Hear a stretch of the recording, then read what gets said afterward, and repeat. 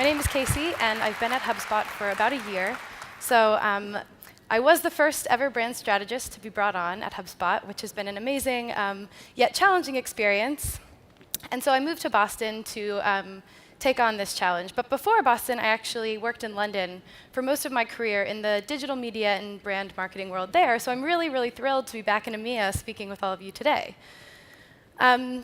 So HubSpot. So first, before I give you guys a brief overview of HubSpot, just by a show of hands, can I see how many people have actually heard of the brand before? OK, pretty good. So of those of you guys who have heard of it, who's heard of the marketing software? Who's aware of that part of our brand? And how about the sales software? How about the CRM? OK, and what about the blog and all the different content that we produce? OK, great. So that will all kind of come up in a little bit. But we are a lot of things at HubSpot to a lot of people, so a lot of different things. We have basically a full stack growth platform. So that consists of our all-in-one marketing platform. We have also our sales software now, too, and our free CRM. But in addition to that, we have a ton of content, a ton. So we have a podcast. We have several blogs. We have an event that we host every year that has over 15,000 people attend. And so this is really all built around, sorry, I forgot one slide. Not to mention, we're in over 90 countries now. We are present in over 90 countries. That's incredible in just 10 years. And so all of this is built around this idea of inbound, this concept of inbound, which if those of you are familiar with HubSpot, you probably have heard of inbound as well. And I've pulled out this definition that a colleague of mine actually wrote for inbound marketing. I think it sums it up pretty well. It's a holistic, data-driven approach that attracts individuals to your brand and converts them into lasting customers. And essentially that means if you provide customers with something they love, they're going to come back for more. Not only something they love, but maybe something they want or something they need too. And so at HubSpot, we have something we call the inbound marketing funnel. And this is something that I'm not going to dive too much into it because it will take a while, but I'm just going to talk through the basics. So it starts with a stranger. And through creating really, really great, valuable content that those strangers love or need or are looking for, you take them through a process, and eventually they'll become your customer. But what's unique about this funnel, and what's really important about it, is that we don't stop the conversation there. Once a customer has been closed, that's not the end of the story. We really believe in taking those customers on board, and we call this phase the delight phase. And by delighting these customers along the way, we make them into advocates for us. We make them into promoters of the brand, which is so invaluable, as many of you will know. And so this is all surrounded by something we like to call the inbound movement. And everything we do at HubSpot, it really adds to building this movement and building this community of people. So we really believe in not only the software, but what we do can grow this community, and that's where things like our event come into play. 15,000 people are not all customers, not even the majority of them are customers, but they really believe in this idea of inbound, and so we want to help them celebrate that. So now I want to talk to you a little bit about my journey to kind of help build the brand at HubSpot. So for 10 years, we turned 10 this summer, which is amazing, but the fact that we hadn't really been super thoughtful about how to build that brand out was really obvious, and it is obviously going to become a priority as we decided to grow into other parts of the world and really scale our business into other parts with like the sales software and all of that coming out. So where to start? I joined the beginning of the year, and I want to take you a little bit into the weeds of my journey and kind of tell you about the process we've been on, because it's been a really, really interesting year. So the first thing I did when I started was I realized, OK, there are so many things we do. We have lots of different software. We have lots of different services and products. But I really wanted to make sure that we were, one, thoughtful about this. I wanted to make sure that whatever we did, we really had the right understanding of what the challenges were, what the opportunities were, and that we went after them in a thoughtful way. Two, I wanted to make sure that we stayed authentic to this brand. Even though we hadn't been thoughtfully doing brand strategy, we've been around for 10 years. 10 years. So that means organically we've built a brand over 10 years. And I wanted to make sure that we were staying consistent with that every touch point someone's had with the brand, whether it was 10 years ago, 5 years ago, or today, feels natural. And thirdly, I wanted to make sure that we were looking at the right metrics. So when we're talking about branding, we need to understand what people's awareness levels are, their familiarity levels, their perceptions, associations, sentiment with the brand are. And those are all brand metrics, so they're kind of above the funnel, above maybe an inbound funnel. So that leads me on to my next point, is inbound is super important for our brand. We're rooted in it. It's something that we believe in so much. So with all of this brand work, we wanted to make sure that we were still doing that in an inbound way. And so as we kind of set off to get some insights, I wanted to make sure that whatever insights we did get, that we were able to use those in the most relevant context. So we were reaching the most relevant audience with the right message in the right time and place, so that we were adding value, again, building advocates and building customers. So now I actually want to take you through some of the data, through some of the insights we got from this research piece we did. We ran some survey-based research. That was the first step. And the insights we got were really interesting, and they've helped us kind of decide on what our priorities should be moving forward as we focus on our brand strategy. So the first insights I'm going to talk about are the ones that helped us finalize our brand positioning. And the brand positioning is of course super important because it's what helps us be consistent and what helps us stay authentic with every message we push out there. So there are three that I want to focus on. The first two are about association. So remember, we've done no kind of deliberate brand work yet to date.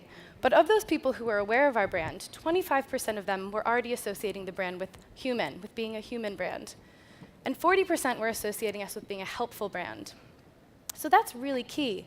That is showing us what the organic brand that has been built up over 10 years is in people's minds. It's human and it's helpful. And so we want to make sure we lean into those with whatever branding messages we put out there in the future, because that is really being authentic to what our current customers and our current advocates think of us, and it's keeping that conversation consistent. The second stat is a little bit more on the market research part of side of things.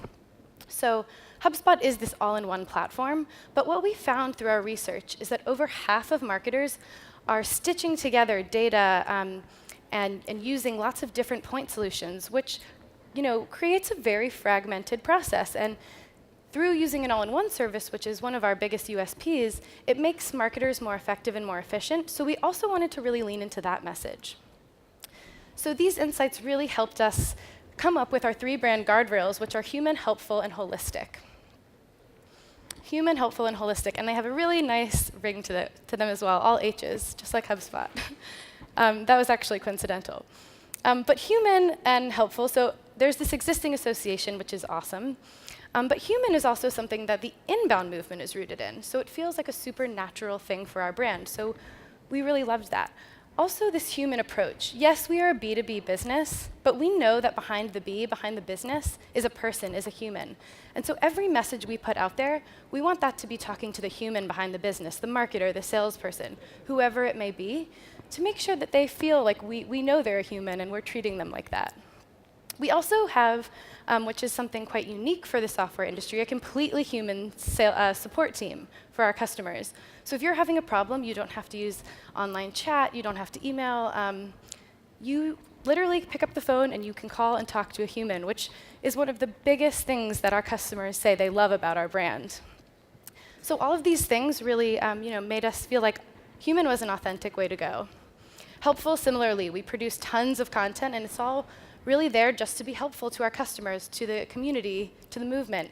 It's not, like I said, just for customers. It's for anyone who wants it, and it's totally free. We have our Academy program, which can help you get certified in inbound marketing. We have a lot of different blogs that provide just helpful tips on how to be a better marketer. We have a HubSpot for Startups program. We're really involved in investing in startups and helping them grow. We were at one time a startup, so that message really resonates with us. We have a partner program, so we work with partners all over the world to help get this inbound message out there. So it's all really helpful. And holistic really goes into what our USP is. We are this full stack growth platform.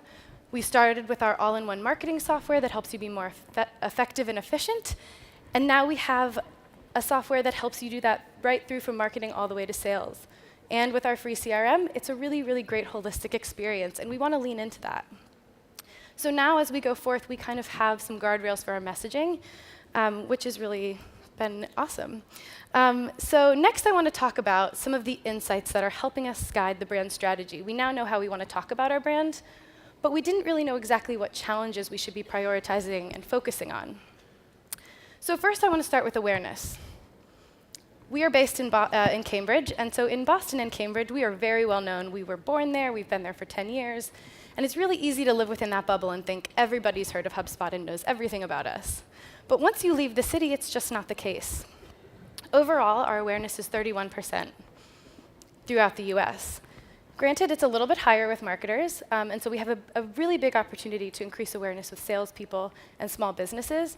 But really, this is good news. It means we have a huge opportunity to make more people aware of us, which means possibly more customers down the line. And we see a really similar trend in the UK. So marketers are more aware of us. We're trending a little bit behind the US, which is normal. We've been in that market less time. But this leads me on to the next insight. While the trend is similar, the shape of the marketplace is actually very different. And this insight is all about treating regions and markets individually. So we don't want to build one brand strategy globally that we can just push out into the world, because as many of you probably working at global companies know, it doesn't always work that way. Especially, we tend to, in the US, often think we'll create one strategy and it'll just resonate everywhere.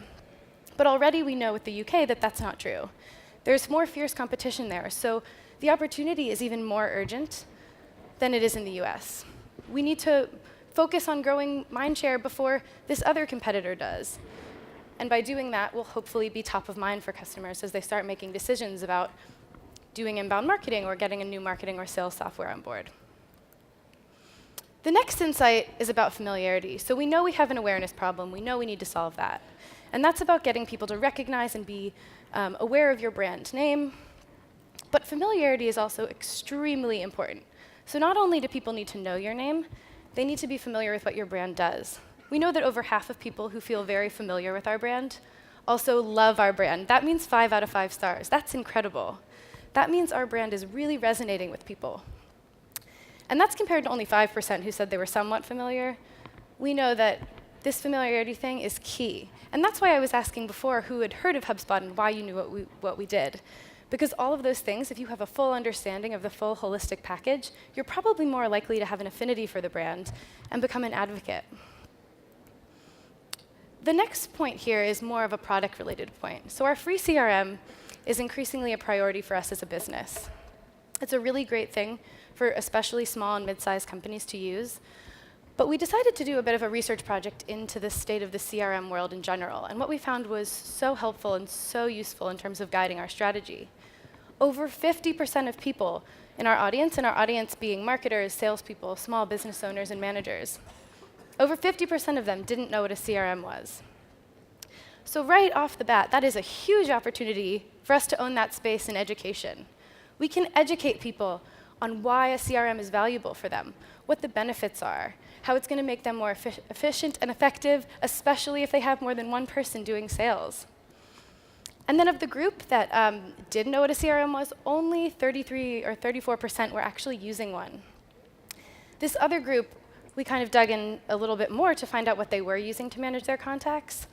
And a majority of people were using a spreadsheet or an email address book. Some weren't managing them at all, and a very small percent, about 10%, were still using a Rolodex, so good old-fashioned business cards. So this is a really great opportunity for us to not only educate people on the benefits of CRM in general, but then to talk about why ours is really valuable. So 2 of the biggest challenges for people in terms of not using or not implementing a CRM were that they didn't have the budget to do it, or if they did have the budget to do it, they didn't have the resource, because historically CRMs are quite complicated. And if you don't have someone on staff who can day in and day out be using that to report and optimize, it's probably not going to be of a lot of use to you. But our CRM is free, and it's really easy to use. So people just need to be aware of that. So not only do we need to raise awareness of HubSpot as a master brand, we need to hone in on these different products and focus on kind of sending the message about what makes them unique, and also doing that for the right audience. So this message about CRM might not be relevant for every single person, but for those small business owners and managers who aren't using one or don't know what one is, this is where we should be focusing that message. So we have all of these really great insights, and they've really helped shape our priorities as we move forward into next year, into 2017, in terms of where we want to focus our brand work and what messages we want to put out there. But we realized we needed a little bit more information. These were just numbers. These were just stats. So we wanted to do some focus group work. But we still often internally act like a startup, and we wanted to do this in a scrappy way that was true to ourselves. So we decided to build focus groups within our sales organization. And this organization isn't very close to what I do, so it was a really great unbiased way we could get some additional insights. And our sales team have a ton of insights because they spend day in and day out talking to prospective customers, many of whom don't actually become customers. And we wanted to understand a little bit more about why. And the insights were vast, but I've pulled out the 3 most important that have also kind of helped shape the priorities for next year. The first one is the decision makers audience. So as part of the HubSpot funnel, we focus on marketers a lot of the time, and they become leads through content that they find and that they love. But at the end of the day, when they want to buy the software, they have to pitch that into the decision maker, which in a small to mid-sized business is oftentimes a CEO, CMO, COO, someone very senior, and they often own the budget. But what we found is that decision makers are either not aware of HubSpot or not familiar with HubSpot. So that conversation often doesn't go the way our marketers want it to, and we lose the sale. So we realized that by focusing on this audience, by making this audience more aware, we can hopefully, the hypothesis is, make that sales process not only more successful, but a lot quicker. Because those conversations about pitching the brand and pitching what we do won't have to be had at that level. They'll be had much more higher up. We will have reached these people in a very contextual way to make sure that they know why our brand is great and why our product is the best. The second insight we learned from our sales team was the value of understanding the misconceptions about your brand that are out there in the world so that you can challenge them. What we found out is there are a lot of misconceptions about our brand, and this goes back to the point on familiarity. So, great, someone's heard of HubSpot. That's a great first step to a phone call from a salesperson. But oftentimes, people think something false, and that is detrimental. And the pattern of the 3 biggest misconceptions about our brand are, 1, that HubSpot is only for small business. Now, we work with businesses of all sizes all the way through enterprise, and we can be effective for businesses of all sizes. So this misconception can often, mislead someone and make that phone call very short, and it's a no right off the bat for the corporate team. So we want to make sure we're challenging that, and we're talking specifically to corporate-sized companies, to the marketers and salespeople in those companies, and addressing maybe the specific challenges they have to help them be more aware of our brand and more familiar with it. The second is similar. It's that we don't scale well. So even if you are a small business, the reason you'd get HubSpot is to help you grow. We're a growth platform. But if you've heard that we don't scale well, again, that phone call is not going to go the way you want it to. And the third is more about confusion. A lot of people are aware of our content. That's what we find most, is people have heard of the brand, they read the blog, but they're so confused when someone calls them to try and sell them the product. And so that's another place we need to do a bit of work. We need to make people more aware of our full offering, of not only our services, but of our products too, and how it all works together to kind of fuel this inbound movement. And the third thing I hit on already, but it's the challenges of the regions, of being a global company. And this is definitely relevant at a global level. We know as we start to expand into other regions, into EMEA, into APAC, that we need to be really, really considerate about every single market we go into. We can't just treat EMEA as one region. We have to treat the UK and Germany and France all independently, and even go further than that. We have to be really, really considerate of the regions within markets. In the US, we know that's true. We know there are specific competitors in specific regions. For example, in Atlanta, there are 2 big competitors, Pardot and MailChimp. So already, because we don't have a huge amount of brand presence there, if someone is not, fully aware of marketing software and they're trying to make a decision, they're likely to just go with the competitor they've heard of. So we need to treat each region independently too. And we need to make sure that we understand the challenges and we go after them in a relevant way and send the right message, and not just spam people with kind of brand marketing. So now what? We have all these really, really great insights. And we're starting to build out our strategy, like I said, for 2017, and we have our priorities. And so the way we're doing that is we're really focusing in on experiments, brand campaigns and experiments. And I call them experiments because that's exactly what it is. Because we've never done brand marketing before, we've never done a brand campaign, we don't really know what's going to work for us. We have all these different audiences. We have a lot of different products and services, and we need to treat them all independently too. So for example, we have a HubSpot for Startups program, and that's focused at startups, but also the accelerators and incubators that help fuel those startups. So we want to make sure that we really understand that audience, their needs, their challenges, and that we're addressing those in the best possible way. And then we also have our product level things. We have our CRM, we have our marketing software, we have our sales software, and we really need to better understand the audience for all of those things. And we need to create campaigns that are going to address those, again, in a very relevant way, because that's what's authentic to the inbound idea of inbound. So we're building these out right now, and they are experiments, because we're going after them with really, really airtight goals, airtight objectives. We're building out measurement plans. We're working with a media agency to help us do this so that we know we're doing it to the best possible capacity we can. And through that, we're hoping that we can learn throughout 2017 the things that do work, and we know that some of it isn't going to work. But the value in that is that we can learn why, and then we can iterate, and we can optimize, and we can get to a place where, hopefully by 2018, we have a really, really solid brand platform, and we can start doing things on a much larger scale.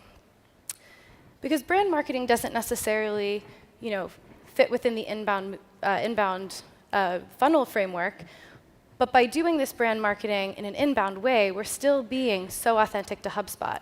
And we're just getting out there and reaching the people who haven't necessarily found us through the funnel. They might not even be aware that we exist. They might not be aware of what we can give them. So by doing this brand marketing, we're hoping that we can find them and give them that relevant message. We want to answer the question they haven't even asked yet. So that is it from me. Thank you all so much. Again, I'm Casey. I will be around for the rest of the day, so if anyone has questions or wants to chat, please come find me. And that's all. Thank you.